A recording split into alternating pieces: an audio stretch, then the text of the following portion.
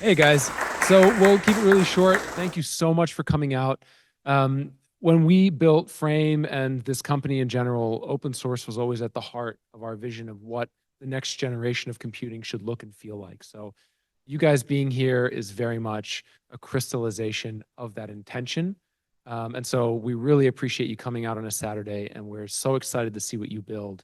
Um, I don't want to kind of blather on for too long because I know you guys are eager to start hacking on this stuff. So um, I'll just let you know that we've got most of our team here. So you've met Roger. Sam is here, the man behind the camera. Raj, of course, who you'll hear from in a minute, and he'll give you an overview of Frame and Lua and how to get started. And then we've got Zane in the back as well from our team. So any kind of ops issues or other hardware or logistics issues, some of you might even have an order number that you want to throw his way. That's Zane. So we'll be here all day, and we're excited to see what you build. So without further ado, first, before we get to Raj, we have a special guest, the VP of Design from Niantic, Dennis Huang, who's going to run us through Niantic. They're the very, very generous, very gracious hosts for today's event. And so excited to welcome Dennis up and hear from him. So, Dennis.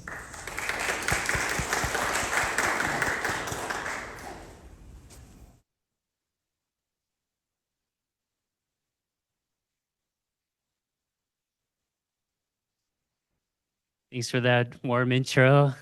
Hello, hackers and developers and designers. Welcome to Niantic. Yes, as Bobak said, I'm the VP of Design at Niantic, and this is our extension space. Our main headquarters is actually part of the Ferry building, so it's way nicer. You all are welcome to stop by and say hi. But let me just spend a just really short few minutes introducing you to our company. And I've been here many years. We've been pursuing our dream of building location-based AR experiences that can really connect people to location, our surroundings, get fresh air and exercise while we're at it. So that's what Niantic is about. Uh, just in case you're wondering, the name Niantic is the company's named after this whaling vessel during the Gold Rush era. It was sort of re-excavated, I think around 1978, and it was around the Transamerica building. And so, why did the company name itself after a whaling vessel? Well, our founder, John Hankey, our founder CEO, he is all about locations and maps. He created Google Earth. He invented Street View, Google Maps.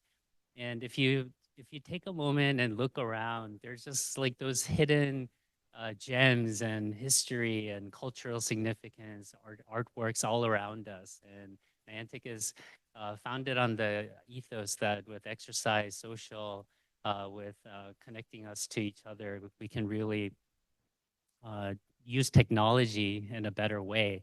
And I think that's where Brilliant Labs and Niantic really share our ethos. I love that Brilliant Labs from the very beginning was all about open source, all about the community, heads up experience. So I think that the hackathon today has a lot of meaning in that way. Let me dial the clock back a little bit, show you what happened when Niantic launched this little app called Pokemon Go. This is the area that we're in right now around the San Francisco Embarcadero area around the Ferry building.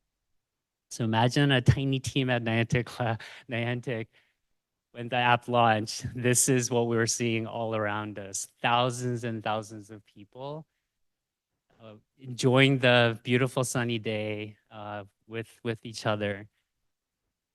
And if you actually watch a little closely, you'll notice a few things. People are having to hold their phones, look down, look up, look down, trying to navigate, trying to use the app at the same time. So another plug for what Brilliant Labs and Bobak and team is trying to do.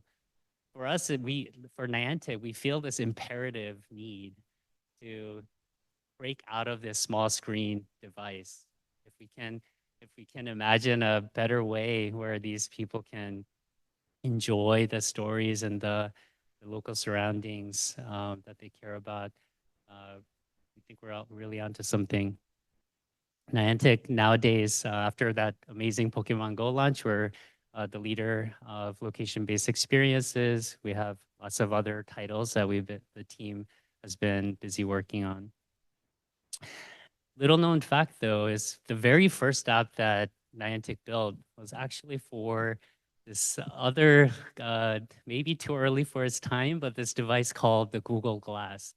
So our origin story, we were an incubated team within Google, and the very first app that I helped worked on was actually an app called Field Trip, and it ran on Google Glass. And the idea was very simple. As you walk around, there are lots of cool historic sites, artistic, cultural places of cultural significance. And this app would just highlight very simply, hey, in front of you is where the movie Godfather was filmed, or hey, this artist mural was created by so and so this year. And just having that little bit of a glimmer and insight about the place you're standing at made all the difference in the world. You felt more connected, you cared about the local community, you could share that with friends. Um, and so I think Niantic and Brilliant Labs have that sort of spiritual connection as well. And so, again, from that, I think we can together dream of a future where these lightweight, wearable devices, always active, can talk to AI, learn more about each other, learn more about the place, get some exercise, fresh air, beautiful walks down the park with these always on devices. I'm all for it. So I know you all are here because you're dreaming similar dreams. Let's, yeah, build something awesome today. It's going to be fun. So thank you. Welcome to Niantic. Thank you, Brilliant Labs.